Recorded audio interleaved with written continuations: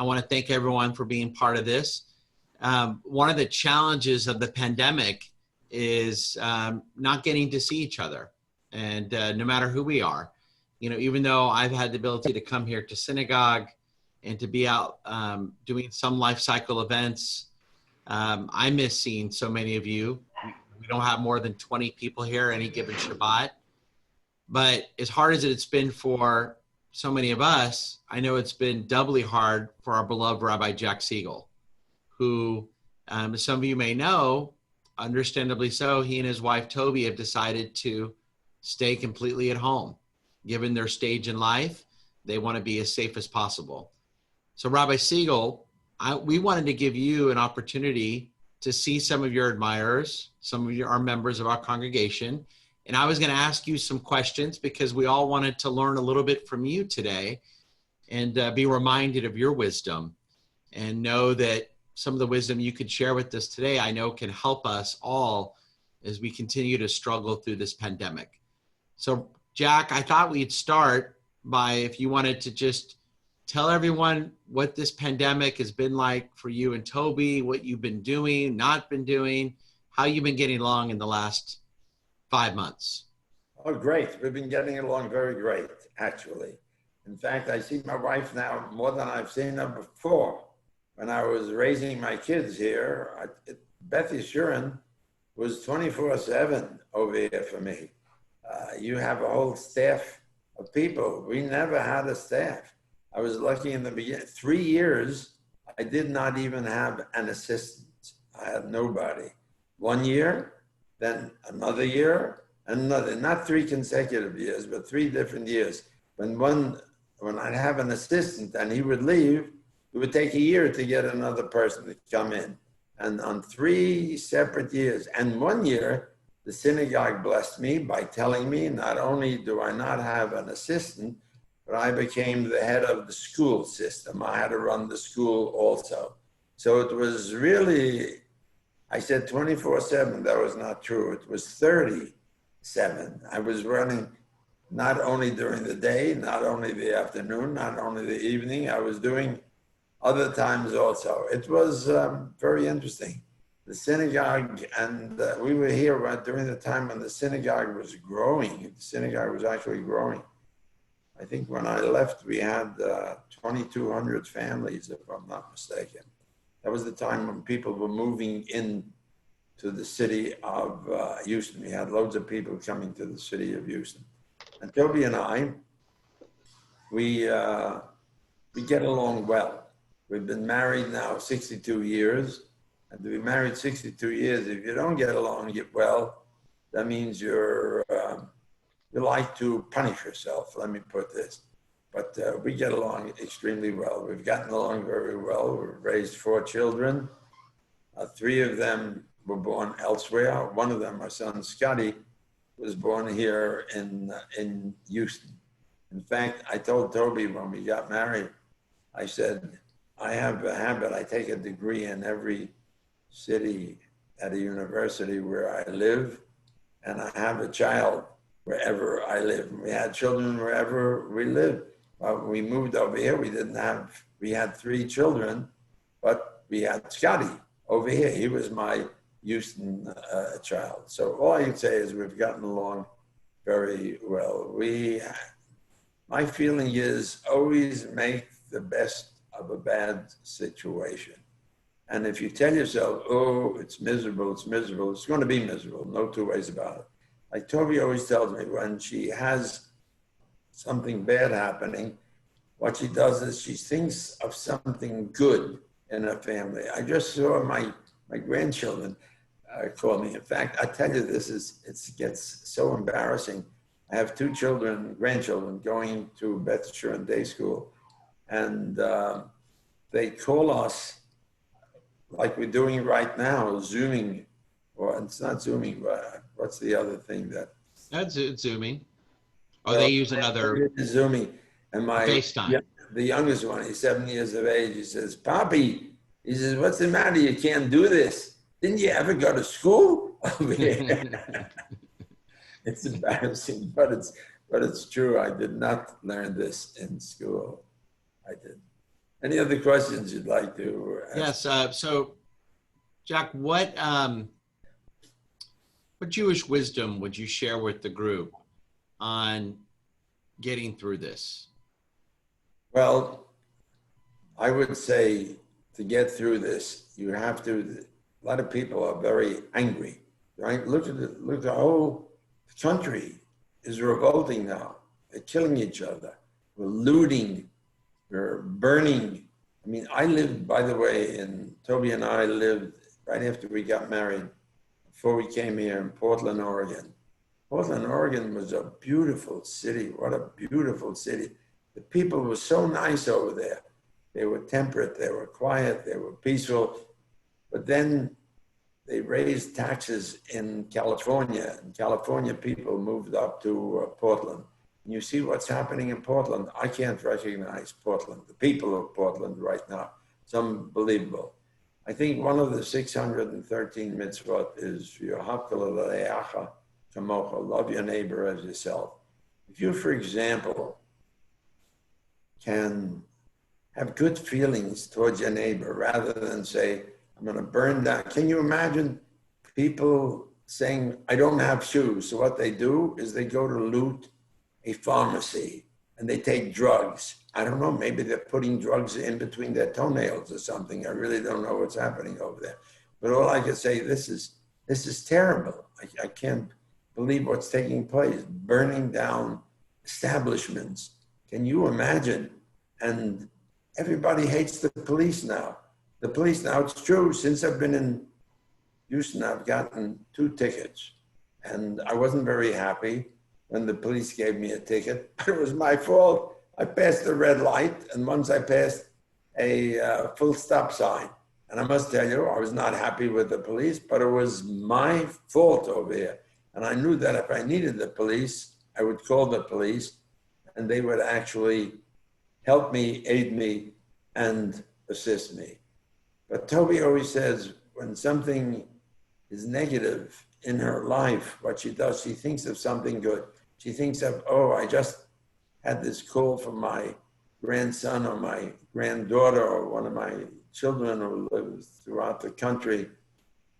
I have children, three of my children live here, and one lives in North Carolina. And I check, we talk to each other all the time, talk by phone and talk someplace else. But if you have good respect, if you learn to respect somebody, we'll be able to get through this thing. Now, we're hoping for a vaccine. We're hoping not only for a vaccine, but we're hoping also for a cure for COVID-19. When we get those 2 things, we'll be much better off. Now, nobody can remember the Spanish flu. By the way, the Spanish flu did not begin in Spain. It began in Kansas City. This is where it actually began. But all I can say is, if you try to think of something good, it's like, don't try to think something bad about your neighbor. It always says, Havidam kaladam l'kavzchut. Always try to give your neighbor a good thought. Think well of your neighbor, not think negatively about your neighbor.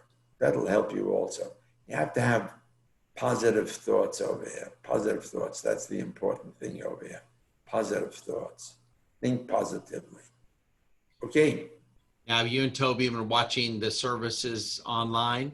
We do. We enjoy them. But you remember, I told you, I used to write to you every Sunday or Monday. I said, I'm going to stop because it sounds as if I'm critiquing every time you do something. You must never what I'm doing. That's okay.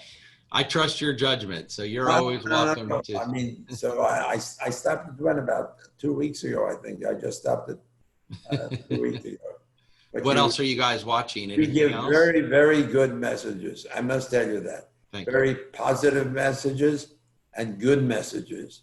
And whoever doesn't listen in, let me just tell them, they are the ones who are missing out. You give very, very positive messages and done in a very good manner. Let me put it this, and I've been around a long, long time. Well, I appreciate that. You know, it's amazing how many people are tuning into our services. On a normal Friday night, we get 300 to 400 people pre-pandemic times. Now we're having over 1,000 people watch every Friday night. Is that right? So we've been joking. We may just stay virtual from here on out. It's on the second day of Passover, as you know, Jack. We normally get 20 people. This past April, on second day of Passover, we had almost 300 people watching. Very good. So very good. It's okay. So we have a number of questions. I'm going to start asking you questions. And Jennifer, and by the way, before I want to thank our program director, Jennifer Rosenzweig, for organizing this and helping Rabbi Segal get online. I want to say this, Jennifer, you are terrific. That's what I say. And I emphasize, and I put an exclamation mark that we have over there next to your name over there. You are. Thank you, Rabbi. You're not terrific. I appreciate that. You're You're super terrific. Let me put it that with a dash between. Thank you. Terrific. I agree. So the first, if you want to write your question here, the Zoom groom chat that Jennifer began, and if you don't know how to do that, you can raise your hand, and we'll unmute you, and you can ask a question to Rabbi Segal. So the first question comes from Evelyn, and Evelyn, it's good to see you. We're thinking of you. So Evelyn asks, how do you avoid Facebook discussions over politics? I'm happy to speak about politics. If somebody asks me the question, I talk to them about politics. I don't try to hide anything. I don't, for example, come forth in the beginning and say, for example, when I would go in, before we had all this trouble, I would go around on Shabbos, Saturday, right after services, and I would go around to say good Shabbos to everybody. If somebody would talk to me and ask me something about politics, I would answer. I would answer and tell them. I will not say I do not discuss politics. That's one thing I refuse to do. Now, I must say, there are loads and loads of people that don't enjoy my political comments over here. We have a lot of people from out of town, and they would say, for example, I remember one man said to me, I don't want to discuss this with you. I said, fine. I didn't bring up the subject over here. You were the one who brought up the subject. I'm very happy to discuss any subject anybody wants to discuss with me. I'm very happy to discuss. I will not say I do not discuss this particular subject. I will actually delete the subject from my repertoire of conversations. No, sir, I will not do that. Well, I know it's a big part of what we're dealing with. We're 90 days out from the national election, and as always, Israel is going to be a hot topic. And unfortunately, we've seen a rise in anti-Semitism. Jack, has the rise in anti-Semitism surprised you? You've been disappointed. What are your thoughts? I'm very surprised. And I'm very surprised in anti-Semitism. I thought people would have more common sense, would not be stupid, and would not be dumb. I mean, if you ask them sometimes, why are you being anti-Semitic over here? Most people cannot even answer you. I heard it from my grandfather, I heard it from my father, I heard it from my sister, I heard it from somebody over here. Most people do not know this at all. You ask them sometimes why even they are going to vote for a certain individual. I'm not too sure. I read it in the newspaper over here. Well, look, people have to use your own brains. You have to use your own thoughts over here and not be a follower. Follower is not a good thing. It's not a very good thing over here. Very true. You know, we need more upstanders, not bystanders.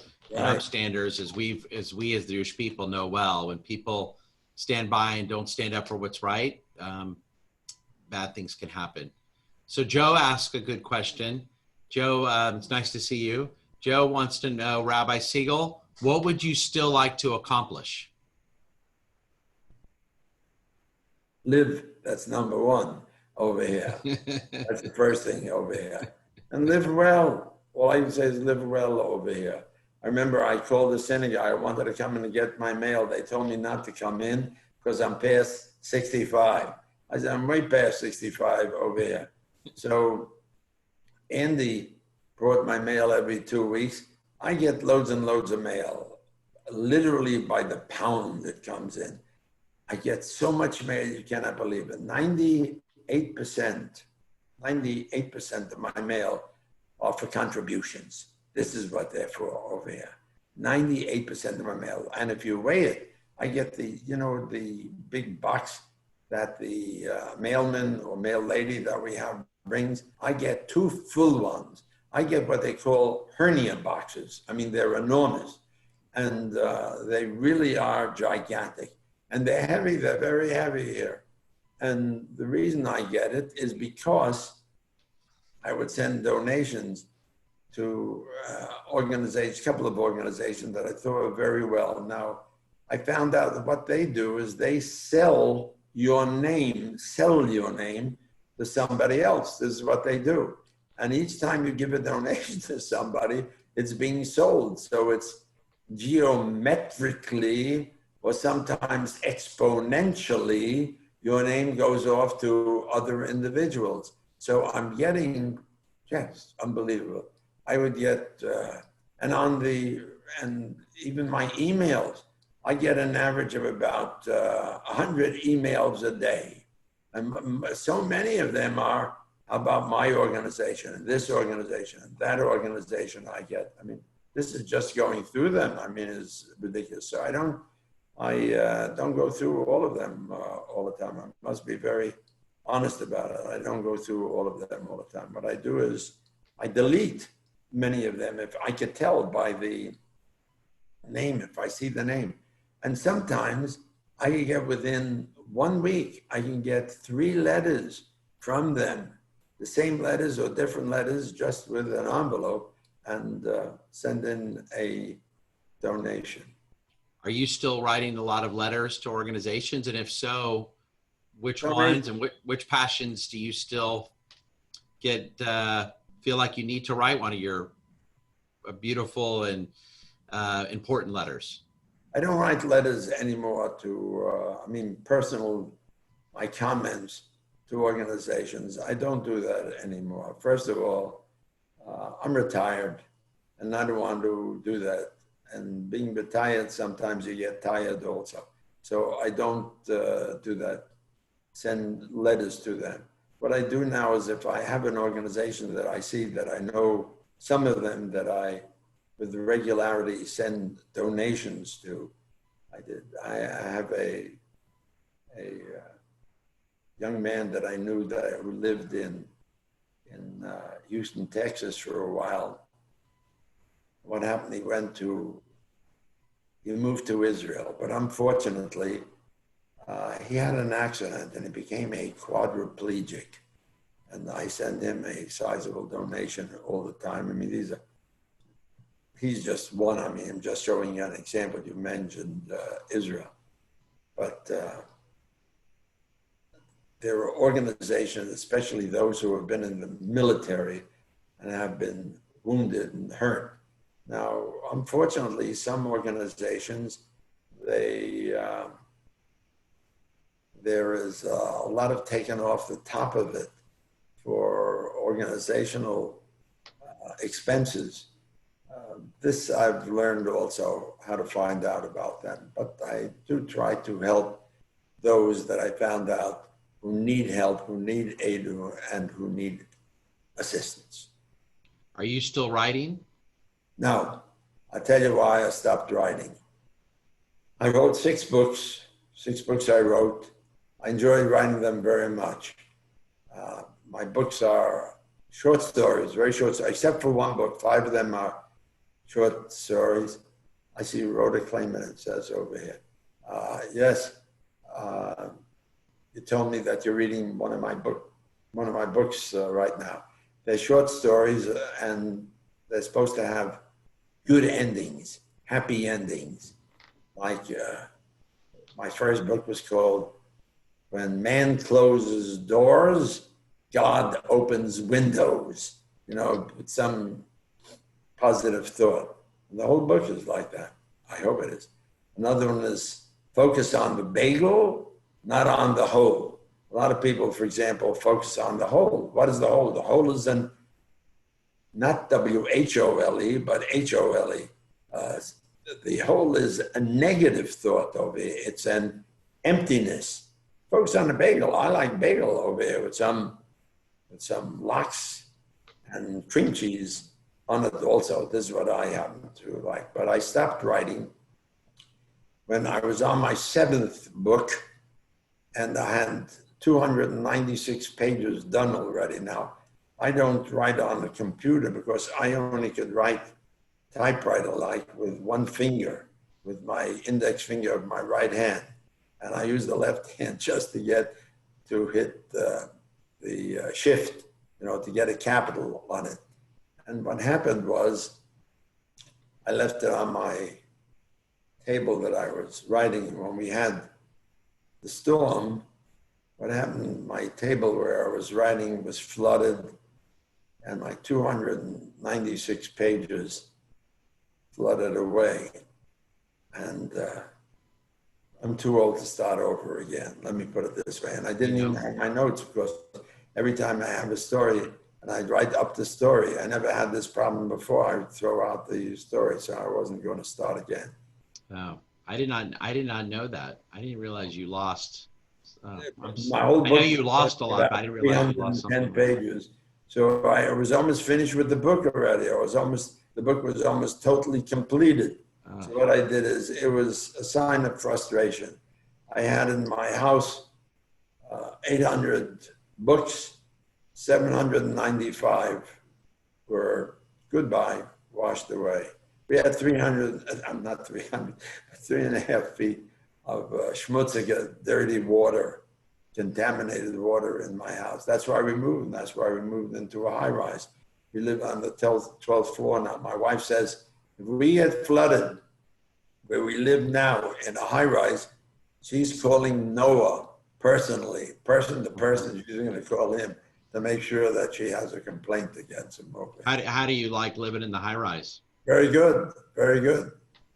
And my wife likes it also. She likes to go swimming here also. It's like living in a hotel. It's really good. It's really nice. We enjoy it very much. Now, I know you and Toby like to travel. When this is all over, where do you hope to go first? Well, probably to a restaurant to have a meal. This is the first thing that we're going to do. But we had to cancel 4 trips. We like to go on cruises. We always enjoyed going on cruises. We've been all around. We're going all around except the southern part of Africa. We haven't gone to the southern part of Africa. But I think we've had it already. We've traveled around and around and around all over. And as time goes by, I'm just hoping now for a vaccine and a cure for this terrible ailment that this is unbelievable. Now, nobody remembers it because the last time we had it was the Spanish flu, which was 100 years ago, a little over 100 years ago, 1917, 1918, and lasted over until 1919. In fact, I do a lot of reading now. I don't know if you ever heard of the company Dedalaus, Dedalaus. You buy books 50%, 40% of the original price. I buy them 5 at a time because that's all you can buy at a time, 6 at a time. I buy twice, so it's 10 at a time I get. I'm down to book 9 now, and some of them are really big. The Lieutenants of Abe Lincoln. That's a big book. It's about 1,000 pages and very small print. And I have one more big book that I'm reading, which is on the Holocaust. But I read books about all different, history is what I read. History, and also archaeology. What's the best book you've read during this pandemic?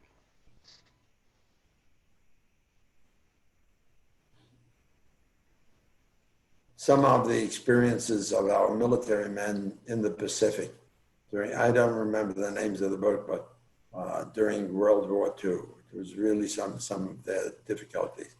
I enjoyed those. They were very exciting. And what they went through and the difficulties that they went through. Yes. Puts it in perspective. As hard as this is, it's nothing compared to what that greatest generation did to save the world. No, right. No Absolutely. comparison. There's no two ways about it. I mean, those who were in World War II Yeah, no, was a very difficult situation. I mean, yeah, and actually, I don't know if anybody knows this, but during the Civil War, more Americans died during the Civil War than died in the military than died during World War II. World War II, we lost 400,000 American soldiers. When I say soldiers, I mean Marines, Navy, all that. But that was during World War II, but during the Civil War, we lost altogether 600,000. There were about 400,000 from the north and 250,000 from the south. It's true the south actually went away from the north, broke away from the north, but still they were Americans. They came back. Those states eventually came back. We've lost a lot of them. But that's over. I mean, that's over. That was 100+ years over. Just think of it. That war, the Civil War, ended in 1865. That's 155 years ago. I wish the people in this country would take cognizance of that fact over here. We're destroying cities over here. I mean, I don't want to go into that again over here. I mean, but looting, where do you get people looting? Yeah, it's unbelievable. Well, Nick wrote something, and I saw Nick earlier. He may not be on with us anymore, but I love what he wrote. I'm going to find some candy, and we're going to escape. And it reminds me what I miss. On one of the many things I miss about our Friday nights is watching you and your son Michael, and sometimes Nick, and sometimes a few others hand out candy as we leave synagogue on Friday nights. And so that brings me to one of my last questions for you, Rabbi Segal, is what do you miss most about being a full-time rabbi? Well, with the people, this is one thing, being with the people. I always say, I don't know how many people are going to remember my sermons, but I noticed that people remember, you were up and saw me in the hospital, or when somebody in my family passed away, being able to speak to them, to comfort them, to speak to them, and to give some compassion to individuals. That's what people really remember. I can see this. Look, I've been in the rabbinate a long period of time. This is what people really remember. I remember you.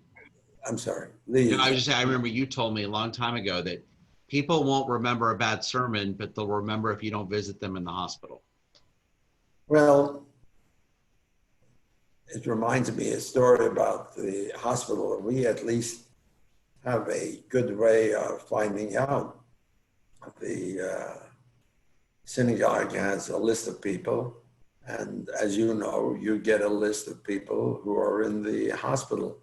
I remember I had somebody once tell me, Rabbi Segal, the woman was angry at me. I said, why are you angry at me? She said, because you never visited me in the hospital. I said, I never knew that you were in the hospital. 39 days I was in the hospital. And I want you to know, I told every one of my friends who came up to visit me that Rabbi Segal does not visit me in the hospital. I said, why didn't you tell one of them to tell me that you were in the hospital over here? They were telling me, look, I found out this morning, it's 1 o'clock right now. I'm visiting you right now over here. She said, but you should know without anybody telling you over here. I said, that's pretty interesting over here. But at least that happened in all my years over here. It happened only once. A person said that. Let me put That's good. That's impressive. I would visit the hospitals very often. I would, because I felt for myself, I thought it was very important to visit the hospitals or people who were ill or sick or something like that. But now I don't do it because I don't want to catch any of the ailments that they have. And no clergy are allowed to visit hospitals. Correct. It's been one of the painful parts of this pandemic is I haven't been able to visit our members who've been in the hospital over the last 5 months. Which is common sense, right? Thank God we have phones, obviously, but FaceTime and Zoom, and it allows me to communicate a little bit with our members that are in the hospital, but it's not the same as visiting. I see. Did you What's have that? I see a hand raised. Yeah. So let's conclude with two questions. One, Nathan has his hands up, and then Joe has one more question on the chat. It's not Nathan. Nathan, go ahead. Okay, Rabbi, it's not Nathan. This is Rena and Harvey Segal. I'm using Nathan's iPad to see you. Ah, gotcha. Okay, good. Okay. Yeah, Harvey's here, Rabbi Segal, Rena, and we missed you. But I wanted to. I miss the synagogue also. I want to tell you, I miss being in the synagogue very much. But I realize you have to use common sense. This is not the time, Tell him this is. at least for me to go to the synagogue. Okay, I'm sorry I interrupted you. Yes, go ahead. Yeah, okay, Rabbi Segal, you may or may not remember this, but Rena and I had gone to Europe. And how many years ago? I don't remember, some years ago.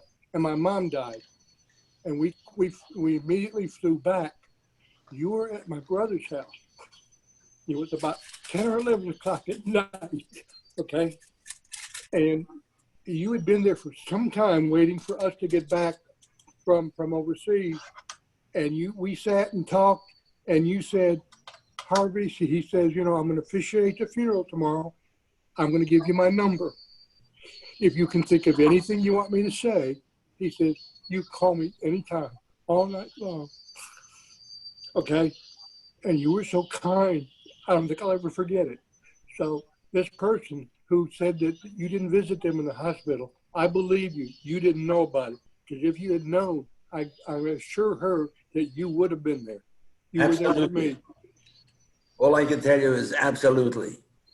And I did this all the time I was here in the active rabbinate over here. I mean, I did it for 32 and a half years, something like that. Yeah.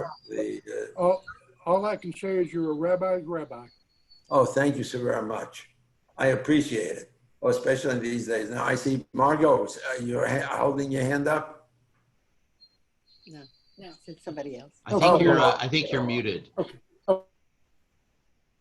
I don't hear. I'm having Margo, you might be muted. Hold on, she's unmuted. Sorry about that. I hear you now. Okay. This is actually directed at Rabbi Strauss. I think we say that we are as good as what our predecessors gave to us. What parts of Rabbi Jack Segal have you found yourself emulating into your own character as a rabbi? Don't embarrass him.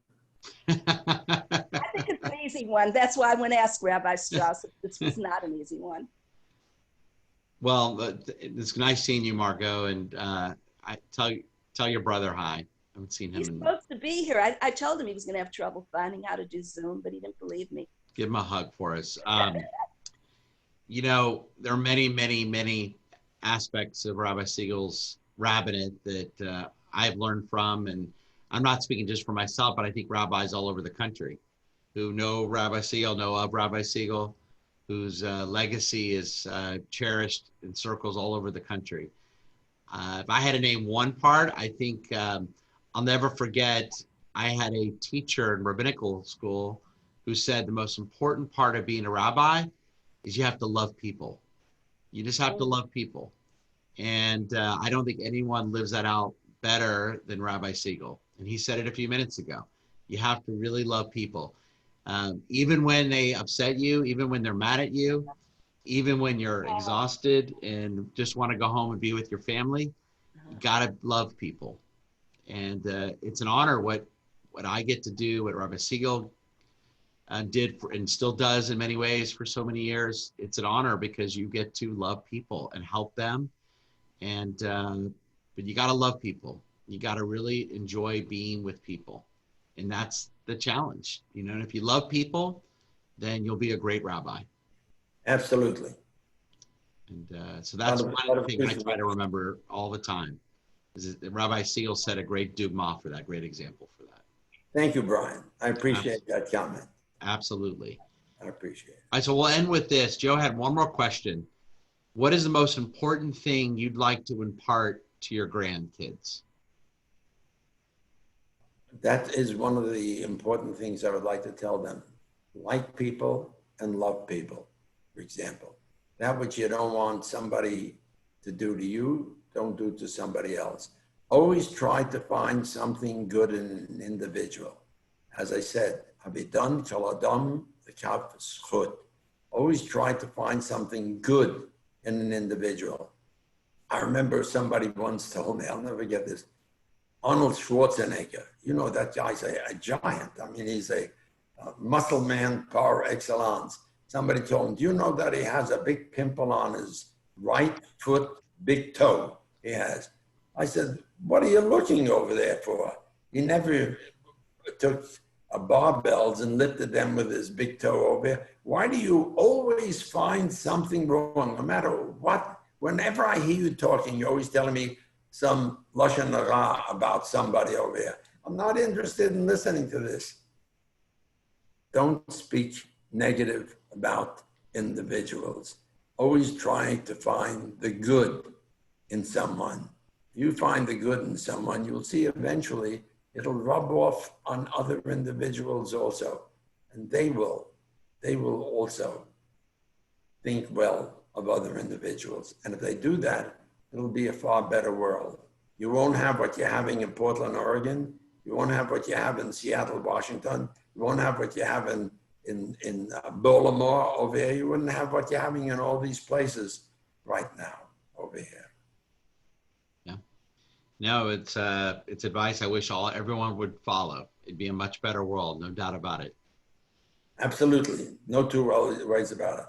Always look for the best in an individual, not the pimple on the big toe. Now, when you see Arnold Schwarzenegger at the beach, don't go, excuse me, Arnold, can I look at your right leg and your big toe over here? First of all, I don't know if it's true. He probably read it in some magazine, one of these cheap magazines, you know, that they have over here.